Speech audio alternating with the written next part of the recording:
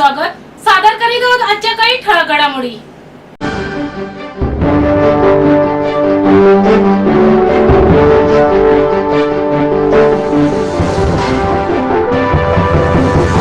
विधानसभा निवडणुकीत तिसऱ्यांदा ठाणेकरांनी माझ्यावर विश्वास ठेवत मला विजयी केले. त्यामुळे ठाणेकरांना मी वचन देतो की लोकसहभागातून विकसित ठाण्याचे स्वप्न पूर्ण करेन, असे आश्वासन भाजप नेते संजय केळकर यांनी दिले. विधानसभा ठाणे शहर मतदारसंघात 74,000हून अधिक मतांची मिळाली असून विजय निश्चित असल्याने केळकर त्यांच्या कार्यकर्त्यांकडून जल्लोष सुरू होता. त्यावेळी ते बोलत होते. विधानसभा सार्वत्रिक निवडणुकीत ठाणे शहर मतदारसंघात भाजपचे संजय केळकर, शिवसेना उद्धव ठाकरे गटाचे राजन विचारे आणि मनसेचे अविनाश जाधव अशी तिरंगी लढत पाहायला मिळत होती. महायुतीचे उमेदवार संजय केळकर यांनी 8व्या फेरीच्या अखेरीस 74,000हून अधिक मते मिळवली असताना भाजप महायुतीच्या कार्यकर्त्यांनी केळकर यांच्या कार्यालयाबाहेर जल्लोष साजरा केला. लाडक्या बहिणीने आशीर्वाद देत मला निवडून आणले, तसे लाडक्या भावाला ओवाळणी घातली आहे. तिसऱ्यांदाही ठाणेकरांनी माझ्यावर विश्वास ठेवत मला विजयी केले. त्यामुळे मी वचन देतो की लोकसहभागातून विकसित ठाण्याचे स्वप्न पूर्ण करेन, असे आश्वासन भाजप नेते केळकर यांनी ठाणेकरांना दिले. या जल्लोषावेळी कार्यकर्त्यांनी जय श्रीरामाच्या घोषणा देत फुलांची उधळण तसेच ढोल ताशाच्या गजरात आनंद उत्सव साजरा केला. हा विजय जो आहे तो ठाणेकरांचा आहे. भाजप आणि महायुतीच्या कार्यकर्त्यांच्या ताकदीचा आहे, नेत्यांच्या आशीर्वादाचा आणि सक्रिय कामाचा आहे. आणि मुख्य म्हणजे मतदारांनी जो पुन्हा एकदा आमच्यावर विश्वास दाखवला त्याचा विजय आहे. या ठिकाणी फडणवीस साहेबांपासून ते एकनाथ शिंदे साहेब देखील स्वतः जातीने या ठिकाणी काम करत होते आणि एक दिलाने एक युतीने आम्ही हा विकासाचा आराखडा, विकासाचा अजेंडा लोकांसमोर ठेवला आणि महायुतीच्या विकासाच्या अजेंड्याला लोकांनी शिक्कामोर्तब केलं. मी ठाणेकरांचा मनपूर्वक आभार मानतो की त्यांनी पुन्हा एकदा मला आशीर्वाद दिला.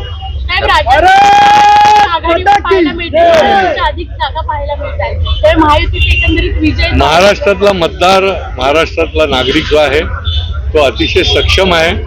त्यांना माहिती आहे की महाराष्ट्र विकासाकडे नेण्याची ताकद केंद्र सरकारमध्ये आदरणीय नरेंद्र मोदीजींच्या नेतृत्वाखाली आणि या ठिकाणी महायुती जी आहे आणि त्याच्यामुळे हे डबल इंजिन सरकारच या महाराष्ट्रातल्या सर्व घटकांना पुढे नेऊ शकतं आणि महाराष्ट्राचा विकास करू शकतो.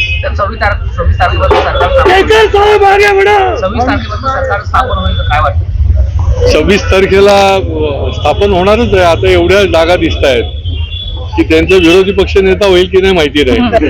एवढी संख्या मोठी या ठिकाणी महायुतीची आघाडीवर दिसते आणि त्याच्यामुळे एकतर्फी या महाराष्ट्रातल्या सर्व घटकांनी महायुतीच्या पाठीशी पूर्णपणे त्यांनी त्यांचं मत दिलेलं आहे आणि आशीर्वाद दिलेला आहे. सर, मुख्यमंत्री चेहरा कोणता असेल का?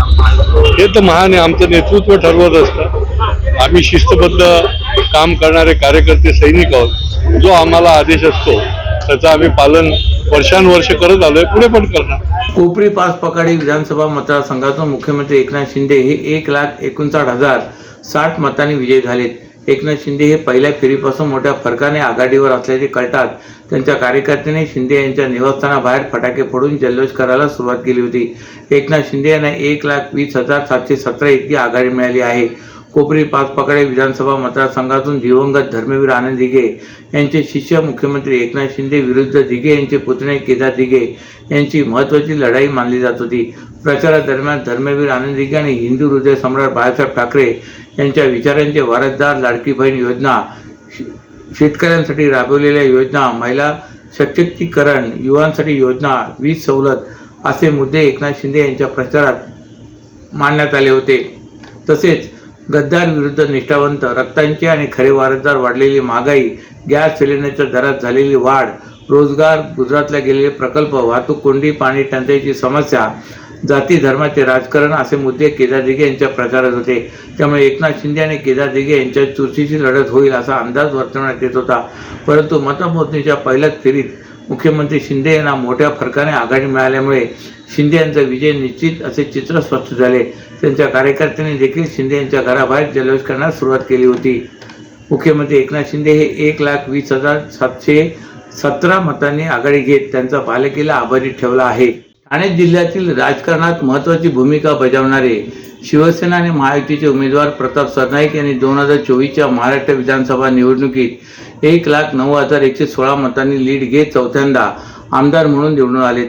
त्यांच्या विजयामुळे ओळा माजिवडा मतदारसंघातील त्यांची लोकप्रियता आणि शिवसेनेचा स्थानिक प्रभाव पुन्हा अधोरेखित झालेला दिसून येतोय.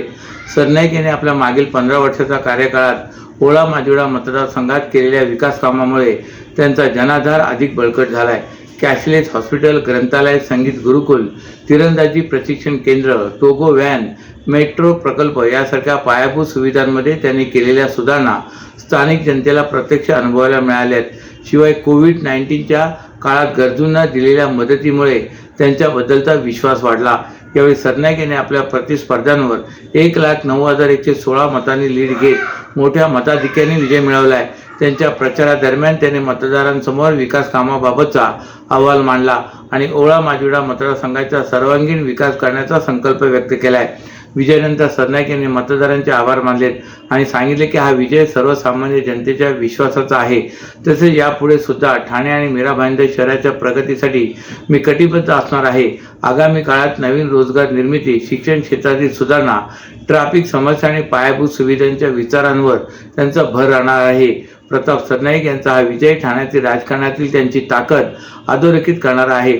चौथ्यांदा निवडून येणे म्हणजे त्यांच्या कार्यक्षम नेतृत्वाचा आणि जनतेशी असलेल्या दृढ नात्याचा विजय मानला जातोय.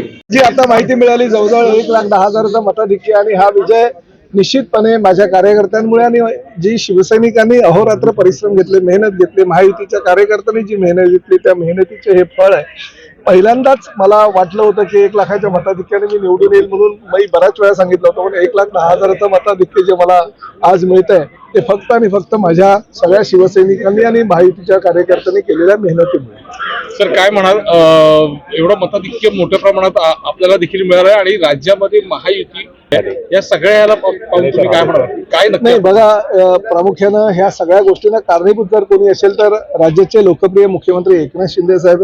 हे सर्वसामान्य जनता सुद्धा सांगते. तुम्ही प्रत्येक तालुक्यामध्ये, खेड्यामध्ये, पाड्यामध्ये कुठेही जाऊन विचारा, कुणाला जर आमच्या भगिनीनं विचारलं तर मत कुणाला दिलं तर एकनाथ शिंदे यांना मुख्यमंत्री म्हणून मत मी दिलंय. भले तो उमेदवार कोण आहे त्यांनी पाहिलं नाही, अशी परिस्थिती या राज्यामध्ये निर्माण केली होती एकनाथ शिंदे साहेबांनी 27 महिन्याच्या कार्यकाळामध्ये. आणि ज्या पद्धतीनं त्यांनी काम केलं आणि ह्या देवेंद्र फडणवीस साहेबांनी, अजितदादा पवार यांनी जे सहकार्य त्यांना केलं त्यामुळे एवढ्या चांगल्या योजना राज्यामध्ये लाभू शकलेत आणि सुजलाम सुफलाम महाराष्ट्र करण्याचं धोरण त्यांनी आखलं. प्रामुख्याने MMRDA क्षेत्रामध्ये ज्या पद्धतीने विकास कामं मोठ्या प्रमाणात केली त्याचं हे यश आहे असं मला वाटतं. देशामध्ये नरेंद्र मोदी आणि त्याचबरोबर राज्यामध्ये महायुतीचं सरकार ज्या पद्धतीनं कार्यरत होतं त्याचा परिणाम म्हणून एवढ्या मोठ्या प्रमाणात हे महायुतीचे सगळे आमदार निवडून आलेले आहे. आणि अपेक्षा होती की विरोधी पक्षनेता तरी एखाद्या पक्षाला मिळावा, परंतु तो दुर्दैव आहे की विरोधी पक्षनेता सुद्धा आज विरोधी पक्षाला कुणालाही ती सदस्य संख्या 29 नसल्या कारणानं मिळू शकत नाही.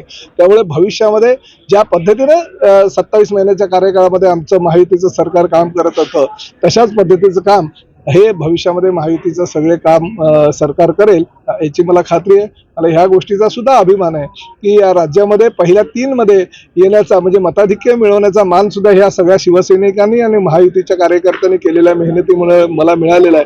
त्यामुळे हे जे सगळे यश आहे ते यश मी माझ्या सगळ्या शिवसैनिकांना आणि महायुतीच्या कार्यकर्त्यांना अर्पण करतो. या दिवस तुम्हाला 100% त्यांनीच मुख्यमंत्री व्हावं म्हणून एक शिवसेनेचा आमदार म्हणून माझी इच्छा आहे. परंतु शेवटी आपल्या सगळ्या महायुतीच्या नेत्यांमध्ये जे वरिष्ठ पातळीवर चर्चा होते त्या चर्चेअंती निर्णय जो होईल तोच निर्णय आम्हाला सगळ्यांना बंधनकारक असेल. कारण शेवटी मुख्यमंत्री एकनाथ शिंदे साहेबांनी स्ट्राईक रेट ह्या महायुती सरकारचा वाढवलेला असं माझं स्पष्टपणे मत आणि ते कोणी नाकारतही नाही. देवेंद्र फडणवीस साहेब असू द्या किंवा अजितदादा पवार असू द्या तेही नाकारत नाही की अतिशय चांगल्या आणि कल्पक योजना ह्या मुख्यमंत्री पदाच्या कार्यकाळामध्ये त्यांनी राबवल्या आणि आज कधी नव्हे तो महाराष्ट्र एवढा सुजलाम सुफलाम होतोय. अनेक चांगले उपक्रम राबवले जात आहेत.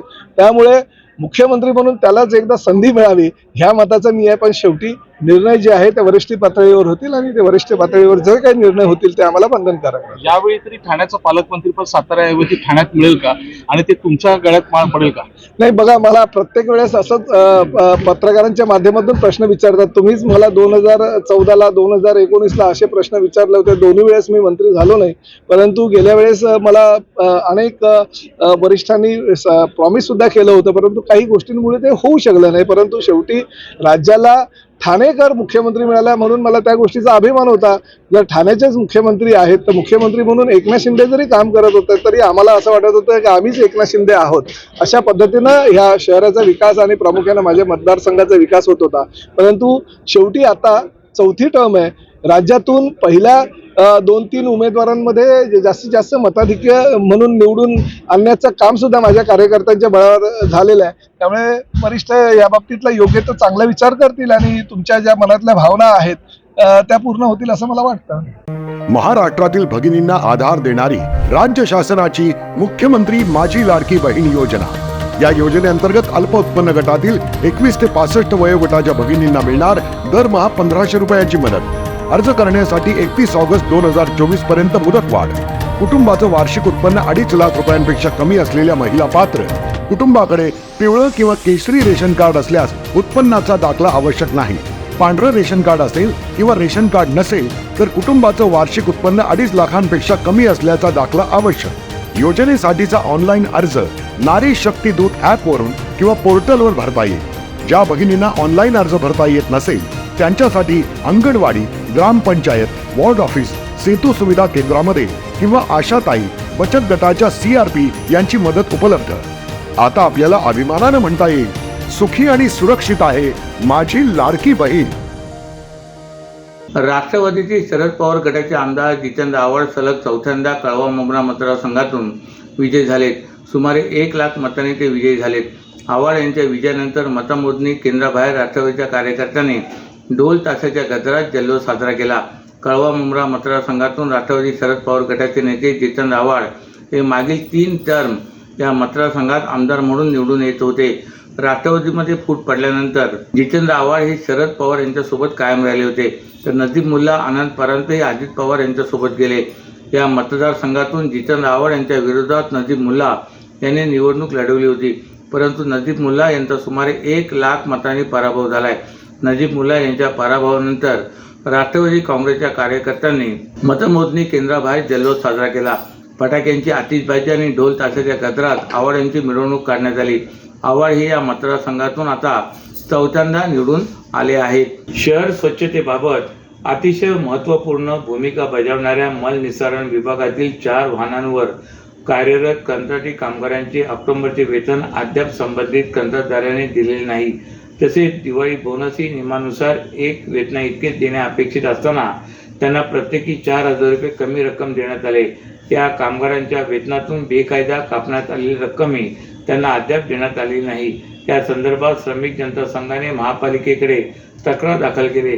कामगारांना किमान वेतन फरकाची थकीत रक्कम तसेच भर पगारी रजेचे वेतन आणि अन्य कायदेशीर देणे अदा केल्याशिवाय महापालिकेने कंत्राटदाराला त्याची बिले, बँक गॅरंटी तसेच इतर अनामत रक्कम इत्यादी रकमांची बिले अदा करू नये, अन्यथा कामगारांच्या थकीत रकमा अदा करणे महापालिकेला जबाबदार राहील, असे संघटनेने पत्रात नमूद केले.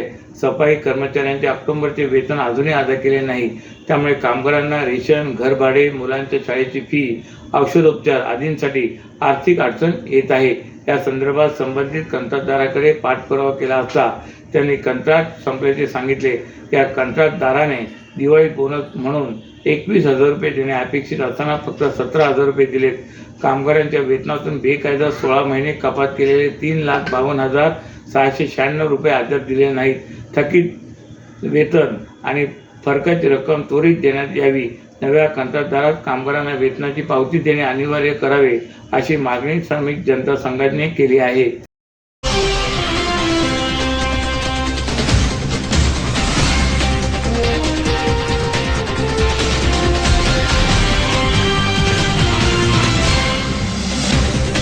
या होत्या आजच्या काही ठळक घडामोडी. तर पुन्हा भेटू याच वेळी याच ठिकाणी. ठाणे दर्पण या वृत्तवाहिनीचे प्रसारण YouTube वर पाहायला विसरू नका.